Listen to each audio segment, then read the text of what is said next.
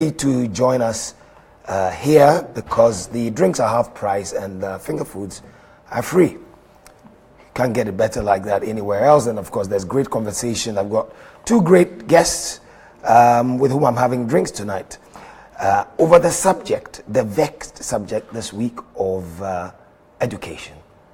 Should secondary education in Ghana be free and for everyone? Why? How much would it cost us and how would we pay for it? Or is the question of the financial cost, is it beyond debate compared to the cost of ignorance? Dr. Nimoy Thompson is Director General of the National Development Planning Commission. He's here. And for him, there are no ifs or buts, no caveats. Patrick Stephenson, he heads the Center for Economic Governance and Political Affairs. His position is slightly more nuanced. Then, of course, there's you. Would like to know what you have to say on the matter as well. Of course, you're the most important. And so join us on Facebook, and we're streaming live on Facebook. So go to our Facebook page, Star 1035 FM. And like it and drop us a message. You can also send us a tweet. Star 1035 FM is the handle, or you can send it to my personal handle, which is at Kweku 101. Or send us a WhatsApp 026-251-8268. 026-251-8268. And the lounge is brought to you by Johnny Walker. Keep walking. So, gentlemen, thank you for joining us in the bar. Thank you. Patrick and Nee. Nee, is your Thompson with a P or without? With the P. With a P and with an H? Yes, sure. So it's a Thompson. Okay. Actually, it's with an H, but it's still Tom. Right, Thompson. Okay, good. What are you drinking? I'm actually just did damage to a glass of pineapple and orange. So I'm actually waiting for a refill. Okay. Would like something slightly bolder? No, I'm a choir boy, so I don't do anything. All right, okay. Patrick, how about you? Well, I'm just doing water. Just water. Okay. Very safe. Excellent. All right. So yes. So should I start with you, Nee? Free education. Did you get free education? Was your education free? To a very large extent, yes. If by my education you mean my basic education. Your basic, yes. Yes. And we're talking primarily here about basic education. Where basic education is defined as right now. Yeah. Now it's up to JHS. Up to. Yeah. But government intends to incorporate SHS now, right. So we have the whole spectrum. Pre-tertiary. Yeah, pre-tertiary, if you want to put it that way, which is actually better. To a very large extent, yes. The issues of feeding, which as a child I thought was free, but I just recently spoke with my sister who told me that there was some nominal, it really didn't cover the cost, but it was some nominal fee that parents paid with the rationale that whether you go to school or not, they will feed you anyway. So hopefully. Yeah. But in terms of basic tuition, materials and whatnot, for my generation, yes, it was free. After the coup, after Nkrumah was overthrown, of course, they tried to change that, but that didn't work, and they went back to basic. I mean, with the intention of telling everybody how old you are, we're talking about the 60s or something? Yeah, 60s. Okay. That's still looking good for somebody who went to school in the 60s. Thank you. So that's pretty much it. But beyond that, beyond my own personal experience, when we think of education and whether or not it should be free, we're also thinking about its role in development. I wrote the term you put down, the cost of ignorance. And you use the word cost and not the price tag that we keep hearing about, 600 million. I don't even know where that number came from. But even if it was 800 million, the question is, so what? If it's an investment, which is what it is, then we should find every means possible to pay for it. It's like building a national rail network. That's fiscal capital. Now we are looking at human capital, which we need. Currently, as we sit here, our human capital is very, very low. It cannot make us competitive in the 21st century. We just cannot do that. And so you need these kind of bold, aggressive, revolutionary approaches to fix the problem. And that's where we are. So the issue of paying for me shouldn't even come up. Is it relevant? Is it essential to our survival in the 21st century? If we say yes, then payment becomes secondary. Patrick, is payment secondary or primary? Well, like my position would be The pun unintended but appropriate. that's right. It's interesting. Payment by its very essence, in my view, has got to be very relevant. It's got to be very relevant. Very relevant. Okay. It has to be relevant because I agree with Doctor when he says the cost of being ignorant or having an ignorant population or working class. You cannot quantify that because that could have all sorts of social costs, other economic costs that can be associated, and so even political costs. Absolutely. And so we're not typically looking at the monetary value, but at the end of the day, the education itself as a service has got to be paid for. And so for a government or for any society that has finite resources, and our resources are not, they are not infinite. If we take the size of the government budget, there are certain claims on it. And so if we recognize that education is something that is essential, then of course there are going to have to be, some trade-offs that we will have to make to commit ourselves to it. Are these trade-offs easy trade-offs to be made within the political economy that we have as we speak today? It becomes very difficult to provide just the typical yes or no answers to them. I say that because we've had, for example, the F-cube model that has been deployed. Free compulsory universal basic education.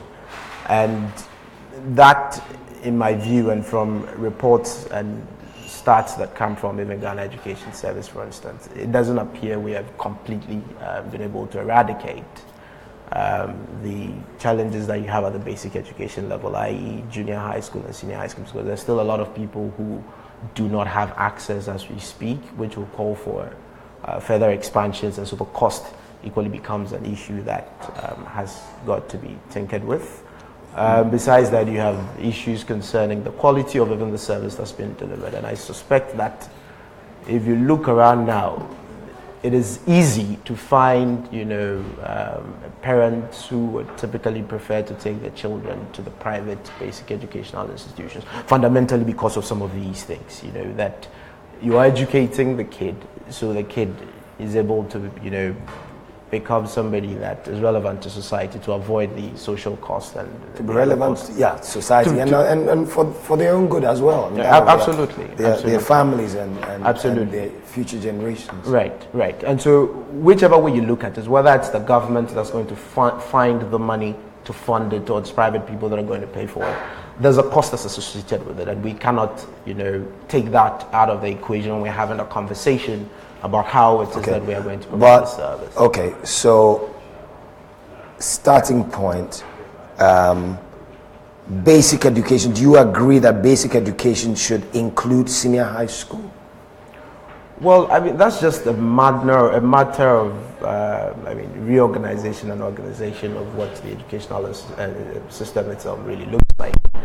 I don't suspect defining the secondary, adding the senior high school system to the junior high and then the primary really changes the dynamic in any significant way. Of course, we've seen, challenges for people who are transitioning from, say, the basic education level into the tertiary, into the senior high school, where, the exam ends up, filtering some of the people out of the system. But do you believe that every child in Ghana should have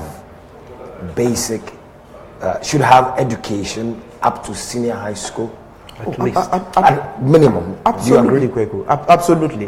You cannot have an uneducated population. And so, in the ideal case, the ideal situation is that you would create opportunities for everybody because I mean, if you keep looking at even some of the numbers that come from, say, the World Economic Forum's Global Competitiveness Index, for instance, the ability of this economy to move from its very subsystem level to doing things in innovation and technology heavily depends on how we're educating, the children. And so it makes sense to suggest that everybody, and I don't dispute, I don't think anybody, I think if you even look across the political divide, the consensus you get from the country now is we need every child of school going to get education. I asked me a question about whether his his basic education was free or not. Right. Was yours free? Well, did you go to a public school? Sure. I mean, I went school. to the public basic educational institution And public system, secondary school. Secondary you didn't go school to as well. an international school. No. You didn't go to Eton or Harrow. No, I pretty much enjoyed. I pretty much enjoyed non-Saito. That's right. That's okay, so you did Saito like. Oh like yes, me I pretty much enjoyed the Saito system, as you call it. But it wasn't that bad. I mean, even if you look today, second cycle educational institutions or senior high schools, I'm tempted to believe that the best performing ones, okay, you would find in the public sector. I mean, I could be wrong, but you're seeing the likes of Addo, you're seeing, Ogasco, you're seeing all of these other schools. But that's the cream. Cream de la creme. Right? And then you've got the rest at the bottom. Absolutely. Okay. Anything you want to rebut? That itself is problematic. There's a book. Anyway, after this program, you may want to look for it. It's a very good book. It's actually a series of lectures by the former Vice Chancellor of University of Ghana, Professor Ivan Adaimensa, called Education, a Tool for Social Mobilization, Social Mobility or Social Stratification. And he gives some very frightening statistics as to why we really need to fix this system, because the system, it seems, has actually been rigged against the poor. So it's actually reinforcing poverty and inequality. And it's not sustainable. At some point, it's going to implode. We're going to have the kind of social instability that we just don't want to have. So that's one angle to that. The second angle, and the most compelling case for incorporating high school into basic education, is that without high school, we really are not going anywhere. Your engineers, your architects, your medical doctors, your accountants, they all come from SHS stock, not JHS, which is BECE. Unfortunately for us, the bulk of the youth population, now not even the larger labor force, but the youth population, the bulk of them, almost 80% of them, are BECE or less. That's simply not up for any discussion. We just need to do something to remove that, to make sure that at the very least, and even that is a first step, because we're moving into an era in the global economy where even secondary education is no longer enough. In the UK, for instance, there are certain professions where now first degrees are not enough. So giving secondary education to every Ghanaian is not quite where it should be, but at least it's a start. And it's from that stock that we're going to get our professionals. Otherwise, it's only 15% of youth with secondary school education. You can't do much. And with 80%, and within the 80%, almost 15% of them have no education at all. So effectively, they're unemployable. Effectively. That's why government after government keeps saying, well, we'll create employment for the youth. Well, you can't do anything. It's not just work, but also decent work. You get paid well. With that level of education, you can do that. So for the long-term plan, for instance, that we're working on, this is one of the key recommendations. It just happens that the government's own policy coincides with that. Plus, it's also an evolution. If you read the history of Ghanaian education, it used to be standard one, those standards. Standard one through. And even after basic education, you had to take an exam before you move on to upper primary, and so over time we've incorporated from upper primary to standard 7, the middle school from 4 and so forth, and it's been evolving. And then they brought in this disastrous JHS system in 1987. 1987. JSS, it was called then, which really has destroyed the futures and dreams of millions and millions and millions of children.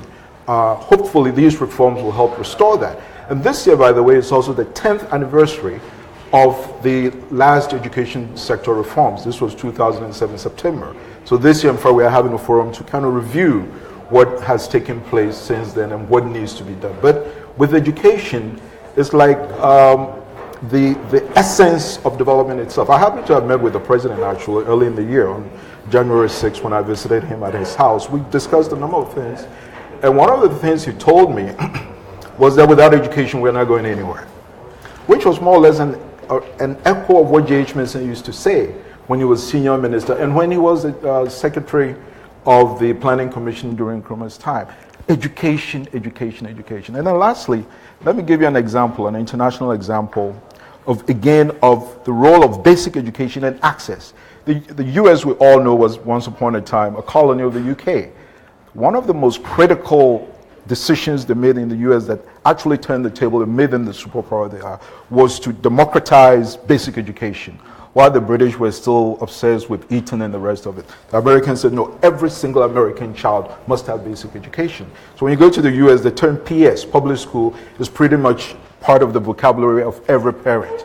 Where do you go? And it is required. You don't have any option of saying, no, I'm not sending my child. Mm-hmm. If you decide to do homeschooling for your child, you must go for a curriculum. Mm-hmm. But you can. My niece was in town a couple of years ago with her kids from the States, not knowing that the second they were born, their names had been put into a computer. Mm-hmm. So in year 6, they were supposed to show up in school, and they hadn't shown up. And she was sent a notice, and right away she had to buy tickets and send the kids back home. Well, I know someone who had a similar experience who lived in Germany with his children, and they moved to Ghana. Okay. And I think the first week or so after school reopened, he hadn't notified the city authorities that they had left. Yes. And they went to their flat looking for the children. It was regulatory enforcement. Because it's against the law not to have children go to school. Yes, yes. So if basic education is compulsory or is to be compulsory, then how do you compel somebody to do something that they cannot afford? Well, then that's where... I mean, if the state won't play its part, and how do you, and I don't have the means, then you cannot compel me to comply. Well, sure. When there's a cost, a financial cost to obeying the law. Absolutely, Kweku. Which is why the position again is very nuanced, because then we agree in principle that everybody, I mean, there's no debate there. Every child of school-going age has to be in the classroom. We agree on that. Up to what level? Because we need to be clear. Oh, up until the senior high school level. Even if we have to include that, we have to broaden it to include that, right? Yes. Yeah. We agree. Mm-hmm. The problem then becomes how you finance it. Now you frame the question right. Can the state compel you when you don't have the means to pay for it? Mm-hmm. So essentially, the state has got a role to play, and we don't downplay that. But the argument that there are a lot of people who don't have the means but have to get their children in the classroom, and you need the state to step in for them, and you have those who can pay, okay? And you have a state that typically is tax inefficient. I mean, you are not mobilizing sufficient revenue to support developmental, projects and things like that. It would make sense to, for example, suggest that the number that can afford. Okay, and if you look at the way the structure of our, the way the kids transition up onto the senior high school level, you would recognize that at the BEC, typically it is the kids who would have done well that will transition into most of your public schools. I mean, if you take the top 100 now, and you decide to profile these students, I mean, naturally, it may be skewed towards the children who are coming from the BEC system, who have typically been through the private educational institutions. So that immediately creates a certain problem, because if I'm in the rural area where I had to write the same exam, you're disadvantaged. I'm typically disadvantaged, and I am the person who has to be protected somewhat. Should we introduce the condition of the limited resources that's available to the state to deliver that end? And so for those who can afford it, is that what for those who cannot afford? Who cannot? Sorry. Okay. Who cannot afford? Initially, you don't have that discrepancy. That discrepancy immediately shows up because you have limited resources, and so you need to find a way to protect those that are socially vulnerable. I find it strange that there's a kid who probably may have gone through, say, a typical grade A private school, made the grades, and then ends up in a public school, and there's one who scored grades that the computer selection system as we have it today, as effective as it may be, does not give an opportunity to another kid because they couldn't make the grades, they were simply disadvantaged. I find that strange, and we have to protect this kid just because it's a systemic design. It's just the way the system looks like. Okay. I cited the example of Germany, where actually, unlike the UK and the United States, education through tertiary level is free for every citizen.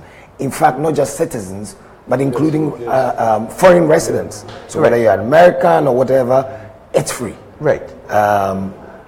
And they're able to pay for it. The question, Ni, is what the issue he raises. What about those who can afford it? Who can afford what? Who can afford to pay? To pay what? In public schools? Yes, in public schools. No, again, must the state pay for them? Shouldn't we separate or be able find a way of some means testing? No. To set aside those who can afford it? No. It's this. We are talking about basic education, not tertiary education. You don't want some elaborate bureaucracy that's going to find out whether a kindergarten kid comes from a home. First of all, we don't even have the database to find out which kid comes from a wealthy home or a poor home, whether the parents file for tax returns and so that is completely out of the system. Now, we shouldn't talk about the state as some abstract entity out there. It's government with revenue collected from the citizenry and of course corporate entities. And we have of course, and I must emphasize this, a progressive taxation system. So the more you earn, the more you pay, of course. So if I pay my taxes, someone else pay their taxes. Maybe on the progressive scale I pay more, they pay less. And government decides that they're going to offer free, compulsory, basic education. I can choose to take advantage of the taxes that I paid already, or say, okay, use my taxes as public funds, but I'm going to take my child to a private school. That's my decision. Which increasingly we're seeing. We are seeing because there's been a neglect, and that's really an indictment of our generation. Right. Those of us who profited from public schools, and somehow we've abdicated our responsibility to sustain them. It's an indictment on us. But is increasingly the case now that more and more people who can afford it, who are affluent, aren't sending their kids to public secondary schools. There are a number of reasons for that. As we've kind of stigmatized. I'm not questioning I'm not even into the reasons now. Just saying that it's a matter of fact. It's a trend. It is, but there's a reason. We must understand the causes for that. One, it's been stigmatized as being somehow for lower quality. They have this thing they call Kukunte and whatever. Kukunte and Kache uniform, which it automatically stigmatizes you. We shouldn't have done that. Now there's kind of a bit. Well, when we went to school, I went to Methodist school, the yellow and blue. It was a source of pride. So we've done that. Spatial planning has contributed to that problem. We didn't plan spatially well. So we have communities just expanding. In other places, they actually have township limits. You can't go, so it spreads. You go to places like Brekusu, Kwabenya, and all that. They just spread without any planning for essential facilities. And the only including schools. So the only facilities there are these private schools. Now, there's a myth about private schools that we need to confront. It doesn't follow that because they are private schools, they are necessarily better. No. In fact, if you look at the statistics, they have a much lower percentage of trained teachers. The public sector has something like 80% plus. The target under the plan that we're working is 100% trained teachers. For private schools, it's much lower. So I think it's about 36 or around 40%. So we have all these issues that are throwing up critical social factors in terms of having access, and not everyone can actually afford to take their kids to these schools. So yes, ultimately, we must fund it. The state is not just there's monies that we put in there. So if the state decides to do that and I don't want it, and trust me, if the state provides the right facility, sometimes even the aesthetics of the environment, does it have flowers, does it have green grass and all that, that alone can inspire some confidence in it. We've abandoned that. Now, in addition to that, the issue of can we or can we not, we have a history of that.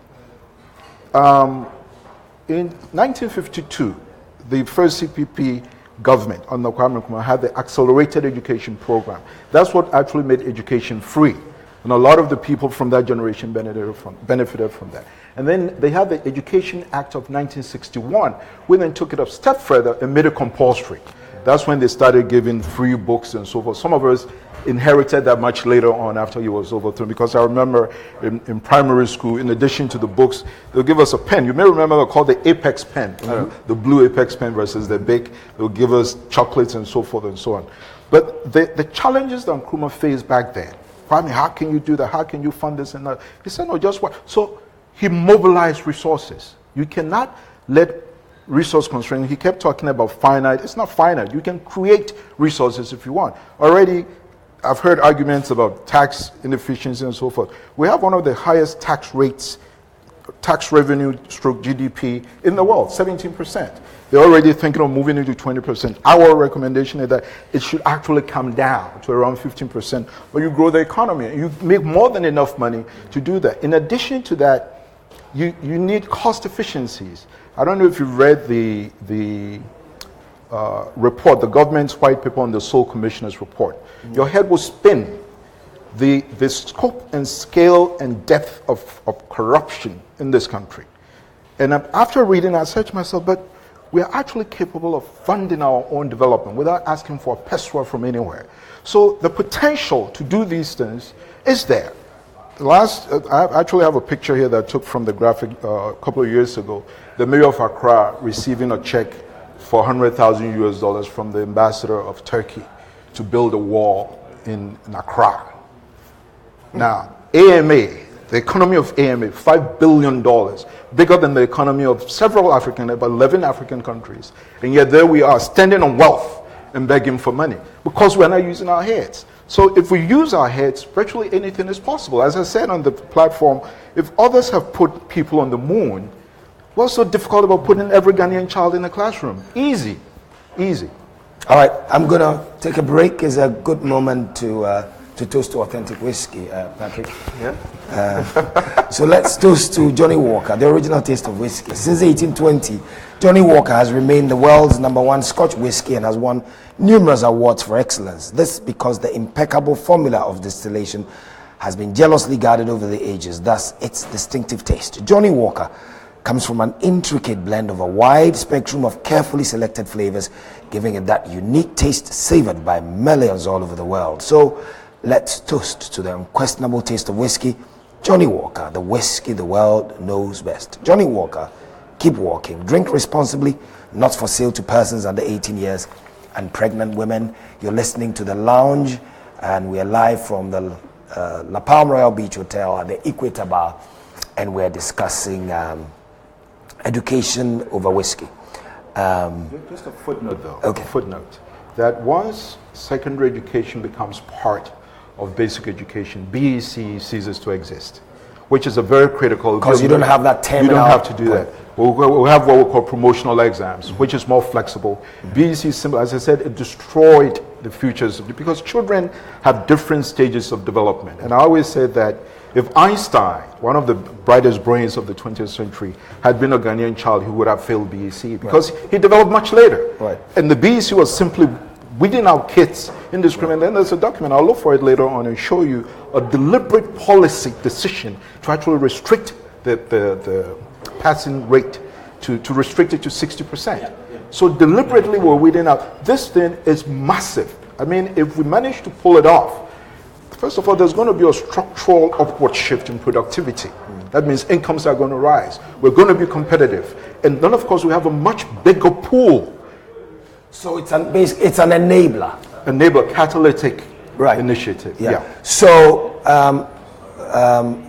Patrick, and by the way, I like that sound bite. If others have put people on the moon, the least we can do is put every Ghanaian child in the classroom. Patrick, even you would agree with that? No, I would agree, Kweku. Why would I disagree to that? But okay. So what about the point that Nee makes that the more affluent in society obviously contribute more in taxes to the pool. To the revenue basket. Yeah. So they've paid their bit, according to their strength, according to their means. So you cannot, restrict free education only to a certain. You cannot use you cannot use incomes, even assuming you could actually empirically establish how much everybody is paying in taxes, and we don't. That everybody really is entitled to it, and that the Constitution doesn't discriminate. It doesn't say free education for those earning below 500 Ghana cedis a month. No, I think we have combined a couple of things, which I think we should try to unpack. There's no call which suggests that restrict provision of that service to the guy who's private and can pay. That's not a call. You have X billion Ghana cedis that you need to use to dispense the service. As we speak today, there's 300,000 children who are supposed to be in the primary educational institutions and aren't. They're just not in school, right? But that's a system that has been deployed since '96, free compulsory basic education. And so clearly, if we have the means to further expand access and provide further facilities for them, I mean, why will anybody disagree to that? And so it's important to separate the two. We are not suggesting that necessarily restrict somebody. That's one. Mm-hmm. Two, when we again suggest that the income tax that is paid by the wealthy, I mean, you have a progressive tax system. Typically, they will pay more. But again, if I start looking at other forms of taxes that we have, that in my view, I mean, going forward, if this government really is committed to doing this, one of the ways they can raise substantial revenue, look at property rates, for example. They can raise billions and billions of cedis out of that stuff. So you are saying that there are ways to raise money? Absolutely. And if you're going to raise that, it equally has to be balanced against the other social needs that the country is confronted with. I mean, one of the arguments would be such as what? You have bonuses for the black stars. Oh, exactly. Well, typically that's one of those. Okay, you have bonuses that are going. If you look at the Auditor General's report, consistently we have lots of leakage. But the problem with that sort of assumption is that you cannot model any policy prescription against the possible clawbacks that you can get from corruption. I don't see how you can do that concretely. Yes, we can make assumptions and say, for example, that because of inefficient public financial management, we lose X billion. But having said that, we're assuming a certain ideal environment where it will be possible to pluck every single leakage. And I think that's why the current government is even struggling to give us, the sound financial plan behind it. People say, when in response to this argument, and especially not even when it's coming from you, but from politicians, that when it's time to increase their salaries and backdate it by 4 years, there's no question. There's no debate. Absolutely. Whether or not the money can be found, whether it's feasible, whether we are, the money is there or not. Right. The money is found. Right? And so the argument that, those like me, Thompson, and I must confess that my bias is towards that argument. Is towards that. Yeah. So let me be upfront about it. Just upfront about it. That's fine. That's on your heart. Yeah. Why should the education of young people today be sacrificed? Well, it's not like they are not growing, they are frozen, and they'll wait until, or they can wait until we tidy up. Exactly. And we find all the ways in which we can unlock all these, missing billions. Yeah, continuously missing billions. And then we can release them. Yes. And they can now go to school. Yes. By which time they will be in their 80s. By which time they will take up if we're lucky and they are in their 80s and they are not strong enough to rebel, to create a rebellion, then we're lucky. Yes. But if they are in their mid-30s or their 40s, then we could be in trouble. Yes. Yeah? Right. So this is how to look at it. So you go back to the size of the government revenue that we have today. So sorry about the imbalance on the on the panel. That's fine. I mean, I think that. But I'll help you. Sure thing. I think that's the extent that we agree. I don't think you need it though. You'll be fine. You're Patrick Stephenson. There are structural issues that we need to look at also. First of all, the economy has not been growing the way it should.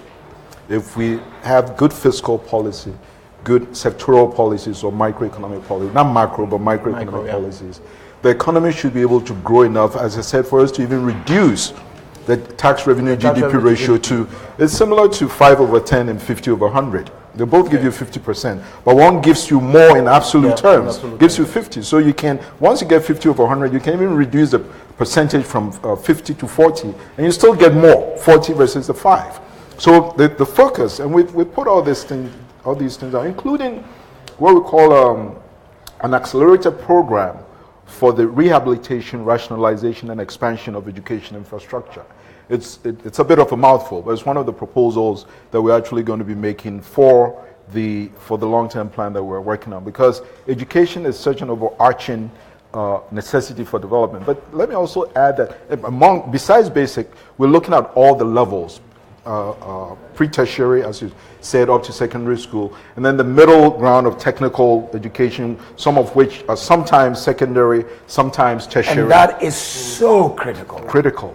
In fact, one of the statistics we're working with is that there are 359 technical vocational institutes throughout the country, private, mission-supported, and government, and only 7 of them are actually ranked as well-equipped out of 359. And I was just discussing that with someone today, actually, in the Bree Hills, and we already have proposals for how to rehabilitate them. And the lady was telling me that it's not that in the past we didn't rehabilitate or equip them, but people were simply stealing the equipment from the facilities and whatnot. She gave me an example of teachers from some of these schools just basically lifting boxes, on open boxes of facilities. So then it goes back to something someone said when we're doing the consultations, and it has stuck with me since then. He said, we cannot fight corruption without ethics. So the issue of ethics and values themselves. How is it that government spends so much money to equip technical institutions, and then the very teachers, most of whom I'm sure pray before they even start work, then steal them?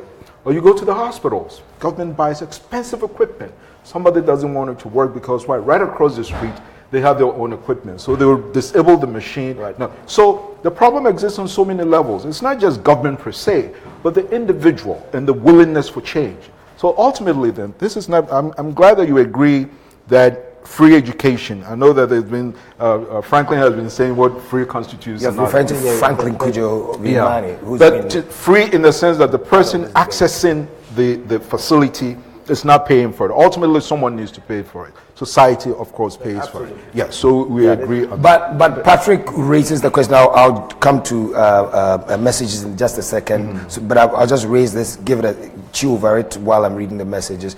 That, I mean, what perhaps you and myself, people like us, are saying is the ideal situation where, yes, it may be wishful that there isn't corruption, that hidden monies are found, and those who've stolen money are punished, and money is retrieved. And in that beautiful world, what we're saying is possible and easy to pay for. But it's not. We're not in an ideal world. There's lots of we can never be in an ideal world, right? There are lots of leakages, and there will always be leakages.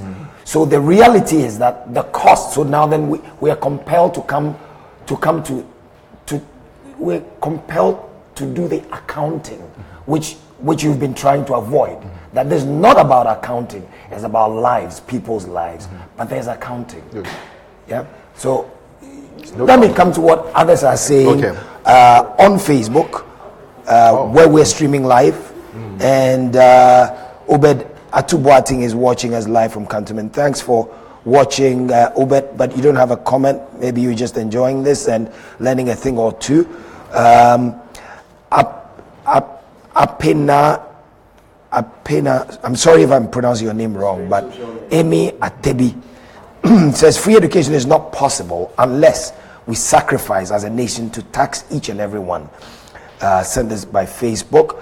This one is also by Facebook. It says, her name is Mamia, but it says exactly, even here in America, it's not all free. Those with higher incomes pay in public schools. So I think it should be that way with a small country like ours, under the influence of the IMF. We need to look at this again. I think he's leaning towards Patrick Stephenson. Bismarck Apia says, so do guys think Nana Akufo-Addo can't do it? If you were in the country when President Kufuor talked about NHIS, some people didn't believe it, but in the end, he succeeded. So in this world, nothing is impossible. A.K. Amenshia says, where basic education is free and compulsory, those who cannot afford it, they are entitled to free feeding, transport, uniform, and others are provided by the government once they can prove that they are unemployed or cannot afford it, that they are entitled to the benefits. And then Jerry from Edum says, to ask the guests, where should the money be coming from? I think we've touched on that a little bit. I'll provide a few more anecdotes to that. So let me add a few points to the question you threw to Doc.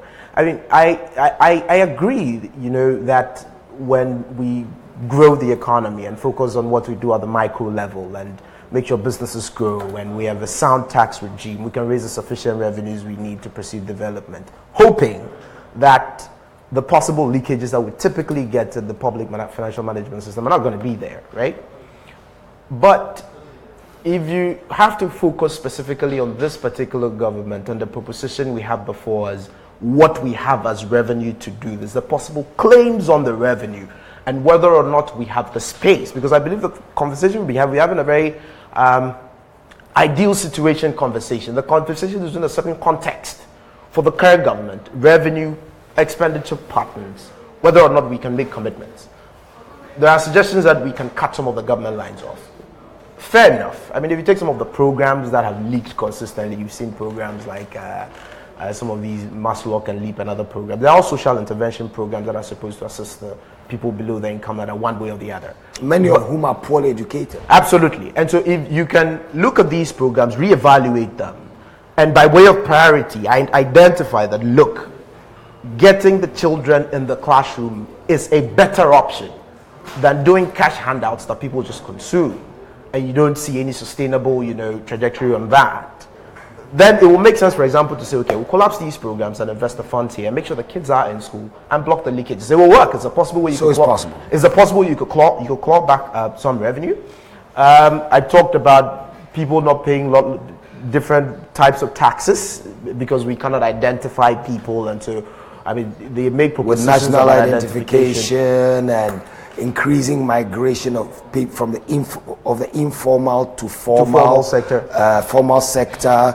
The widening of the payments, mobile and payment electronic payment system, yes, which a lot of regular people, carpenters and plumbers are using. They are registered and using it. Absolutely. So monies that were hidden under beds and mats are now somehow they are coming back. Absolutely, they're getting captured. Right. Yeah. Yes. So if we can move beyond the current rhetoric of let's broaden the tax net, and you don't see credible strategies that follow them, it becomes very difficult. One way that I believe we can look at this, for example, in the spirit of the conversation we're having around free senior high school, we know from reports that even under the current system where budget allocations are made and disbursements are made to the various schools to support their activities, there's a huge leakage, bad management practices, right? Is it possible, for example, to say that all the students in the country that we want to enroll in the senior high school under the current regime, given the propositions that we have, is it possible to suggest, for example, that we will identify all of them biometrically, okay? Because we are going to do that anyway. And instead of the typical cash handouts that you have seen or the disbursements you have seen, the money rather follows the students. And so we know that it costs X to provide you food, it costs Y to provide you exercise books. We upload the cash onto the cards. We can collect further data about the parents and guardians of these people on top of that. There are various ways to look at this. It could possibly cut out the leakages that you have in the system. It could further provide sufficient revenue for investing in other areas. I mean, there are various ways of looking at this. If, first of all, we recognize that we are cash strapped, we need to do this and we need commitment. Some of the lines on government budget, for instance, we agree have to be cut. What does the political economy look like? Right. You know, should we touch the Heritage Fund? I'll get to that. I'll answer that question. But let me clarify a few things here in terms of an ideal situation. You can be idealistic and also be realistic at the same time. So ideal is something you aspire to, you never really attain. But realistic means that you actually have your feet on the ground. I don't think anybody anywhere would expect to completely remove waste from public spending. The best you can do is to minimize it. You talk about Maslog, it's not really my favorite vehicle. It's more like a social intervention. But don't forget there are also people who actually benefit from it. Absolutely. So if you move the money from there, you are also depriving them. So we need to look at those issues also. And then thirdly, there's a very fundamental structural problems. Most of the work we do at the Commission has to do with looking at our problems from a structuralist point of view, because they are what we experience are more like symptoms of a bigger problem. And one of the biggest structural problems that we actually want to be addressed by this government and subsequent ones is a very low savings rate for Ghana. It's very, very low. We've looked at Ghana and 3 other countries, I think Malaysia, China, South Korea, and then Ghana. And you just clearly there's a problem. I think ours is 17.3, which is the highest, and it's lower than the lowest of all of them. So we need to tackle that. And that, the national savings rate is not just the money you and I have in the bank, that's one aspect, but also the government's deficit, how big, or maybe even a surplus,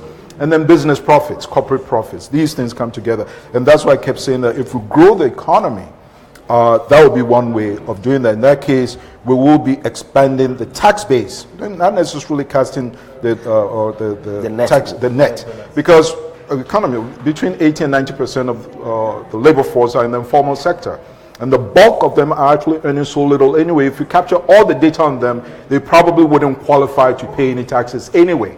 And if we have a really equitable system, we may actually give them money for survival. So I wouldn't put too much faith in that. Now the issue of the premium. Sorry, the Heritage Fund.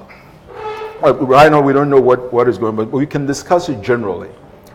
If we should use irrespective of what irrespective of what is going on, it's not really my view. In fact, is that the entire money from oil, both the Heritage Fund and what they call the ABFA, the annual budget funding amount, which goes into the budget for recurrent expenditure, it's meant nominally for infrastructure based on a long-term plan according to the law, but in the absence of a long-term plan, it's supposed to be. We should actually shift them. We should amend the law and shift all the oil money into infrastructure, fiscal hard infrastructure funding, so that doesn't come into the budget, because it creates these spikes, or what we call fiscal illusion. So this year you have a surge of oil money. The next year it goes down. 2011, 2012, zero oil tax revenue. 2013, 2014, it shoots up and comes down. So you don't want to finance your budget, and we need to start planning as if we had no oil. Because frankly, after we discovered oil, we should have managed public expectations. We didn't. So everyone thought Ghana was the next Saudi Arabia. Believe it or not, Saudi Arabia produces in just 1 week, I think 4 or 5 days, what we produce in an entire year. So we are nowhere near this. So there's not that much there. That's one. 2, if we were to touch that money, it shouldn't go into current consumption or recurring expenditure. That means you don't use it for salaries, you don't use it to buy a land cruiser, you don't use it for anything. It should be leveraged. You don't want to use it directly. It's only 200 plus million, not a whole lot of money. But you can leverage that money to raise maybe $2-3 billion US, if that's what you want. Given the certainty that a certain flow of income from the base investment will be available to do what? Finance the money that you want. So, and this is something that's been missing in budgeting in Ghana. Leveraging. You see, there are 2 ways of financing development, especially infrastructure, that we've missed. We used to practice it in a very loose way up to 1999. Then we abandoned that. But in the plan, we're actually recommending its revival and improvement. We have something we call pay as you go. So you get your revenue, you want to build schools, You then spend the money for how much you can spend, and then you leave it there. You get more money, you spend. So as you travel around the country, you see so many unfinished. My own favorite primary school in Laguna Street, Methodist Primary School, I went there not long ago. There was a building that was actually started when they started the 1987 GSS reforms that was meant to be for workshop. Okay. It's been under construction since 1987. That's because we are using pay as you go. Now, in infrastructure provision, you have what we call intergenerational financing. And the rationale there is that if you put up a school, the benefit spreads across generations, and therefore the cost must also spread. So you borrow upfront to build a school, and then you service the cost of that thing there for at least 30 years. Exactly. That's what we can do if we're to touch the Heritage Fund, not to spend the money literally, but leverage that to raise funds, because there's such a backlog of infrastructure. I was just at speech and prize giving there one of the high schools, and they also pointed to the assembly hall that's been under construction for 10 years, and you have stories like that, all because we are not leveraging, all because we are not being creative in the way we finance infrastructure. Pay as you go is a no-no for us. Patrick, what do you think? Or should we simplify it, boil it all down to, as a parent, if you've got money in the bank, your kid can't go to school, do you keep the money in the bank or do you use it? Well, no, I mean, it's one of the arguments that we have equally shared, because the numbers that we heard when they started talking about, this free senior high school a couple of weeks ago, we had something in the region of 820 million, I'm not too sure. I kept seeing dollars and I was wondering why, because we don't budget in dollars. So it's something in the region of $820 million. But if you do some rough computations, probably you'll be coming to that number. How much do you have in the Heritage Fund? Something that is a little below $300 million. So if you look at the components of the budget, for instance, that goes to the educational sector, I mean, the major pipelines, you're going to find assets, goods and services, you're going to find salaries and compensation. Strangely enough, compensation, we know, usually takes up a lot of what goes in there, right? So if that analogy is anything to go by, you take $300 million, given the logic we have currently, which is not going to change, you have a problem. It doesn't finance the entire budget, it goes away. So I agree when it says that you have to find innovative ways by which you can either leverage, etc. But it all comes back to the foundational conversation. Are you raising sufficient taxes? Or is the government finding innovative borrowing strategies to finance development? This is what it primarily comes to. And even or are you prioritizing right? Absolutely. I mean, at the end of the day, you would have to equally use that as an underlying indicator to determine which of the strategies will make sense. And so if you don't have sufficient clarity about which of these methods is going to be used, and you just get a blanket, let's dip our hands into this, it's very worrying. Of course, for a country like ours as well, that at least in the last 4 or 5 years, anytime we have gone to the capital markets to raise, any of these securities that we have issued under the pretense that is for infrastructure development, we are being charged rates that are horribly in excess of what we're probably even earning on the Heritage Funds, for example. The economics just doesn't add up, right? So somebody would argue that why do you want to do it? In our jurisdictions is what? People have decided to invest in infrastructure, invest in things like education and healthcare to protect interest today and then leverage the possible gains that you can get over time. What is the behavior of our government here under the current dispensation, and to what extent does that provide comfort for somebody like me who just watches what the public policymaker does? I don't have that level of comfort, because there's a likelihood that 300 million, we're assuming in a very ideal case that all of it is going to go into the system that we know for disbursing money for development, and somehow things are going to get done. What if it leaks out? Because some studies even are suggesting that on every city there's a possibility 38 pesos is lost when we have to mobilize revenue from downstream, upstream before we use them for development processes. So it's a very dicey situation. Should you tell the government not to touch it? That would be the ideal thing. Can they guarantee that when they touch it, they are going to use innovative means, some of which Doc has provided, that ensure we get substantial value from it? I don't think I have that level of comfort given the current dispensation that we have. So better stay away from it. Let's find. No, we can't be risk averse. Okay, let me just do this, and then I'll come around for final comments, so we can wrap up. So it's a good moment to take to toast to authentic whiskey. Let's toast to Johnnie Walker, the original taste of whiskey. Since 1820, Johnnie Walker has remained the world's #1 Scotch whiskey and has won numerous awards for excellence. This is because the impeccable formula of distillation has been jealously guarded over the ages, thus its distinctive taste.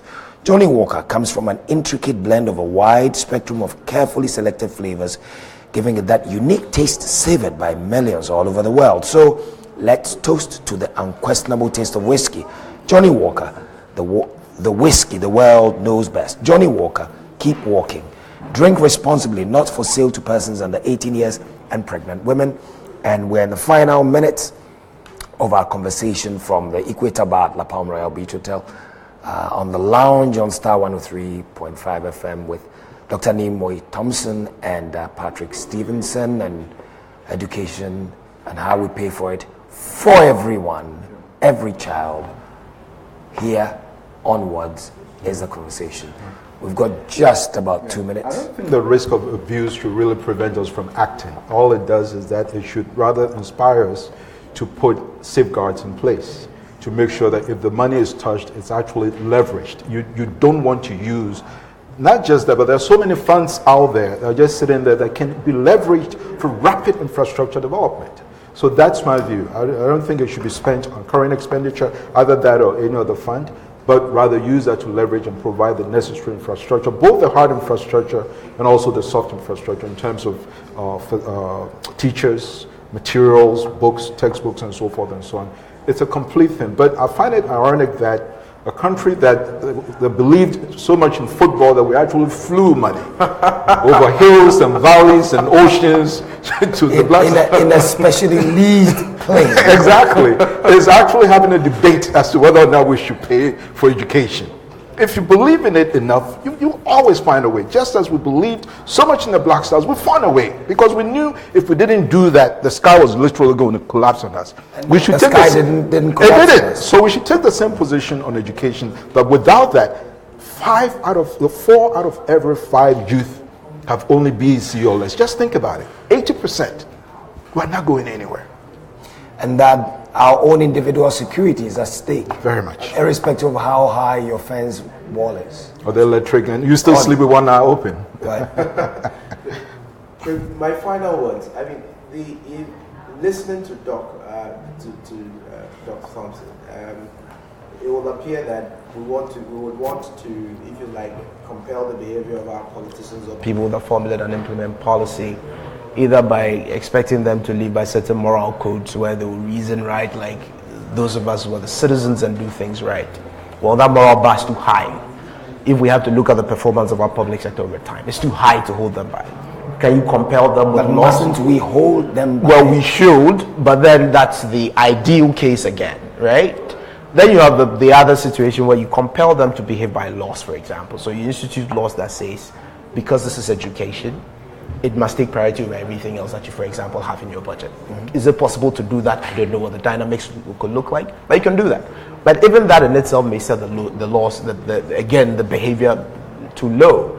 So it is through conversations like this, for starters, and our ability to recognize that we must continually push them to do what is right. And so I particularly was excited when I heard this morning that the finance minister suggested that, you know what, we haven't talked about that, we haven't discussed that, we're not going to touch there. But we're still looking for innovative ways to get the stuff done. Okay. Getting the stuff that we all agree must be done. So how do you do it? All right, so a yes or no as much as possible. When schools reopen this year for the academic year in September, should every child who's not in school show up and expect to have education and food and books and a teacher? I'm not sure that's how it's framed. There are 2 different categories now. People who are already in school, and probably going to school already, and then those who should be in school but are not. That's about 2.8 million. That's a separate treatment. You mentioned the 300,000 for primary. It's actually come down from 600,000 in 2010 to 300,000. 300,000. But for JHS, it's actually gone up from 800 to about 900,000. For SHS, it's much, the total is about 2.8 million. That will require separate treatment. I think the government's proposal covers those who are already in the system. Okay. Yes, I think they should do that. And Patrick, is it a yes? Should For those they, who are should they already have, in the pipe, already for those who are already in the school. well, for those who are already in school, typically you would expect that these things are going to be provided, given that the government is going to be able to support them. You don't want a case where 3-4 quarters down the line, allocations don't go to them. The teachers have to now struggle to find. So you believe the government is going to do it? But when I look at the space they have in the fiscal basket and the possibility of prioritizing this, shifting this all the way to the top, like we expect, I doubt it is going to take precedence. I could be wrong. March 2nd will tell. Okay. Watch this space. I suppose is the is appropriate at this point. Thanks, Patrick. Thanks, Ni, and thank you for joining us on the lounge. My name is Kweku. Have a wonderful evening and a great weekend. Goodbye.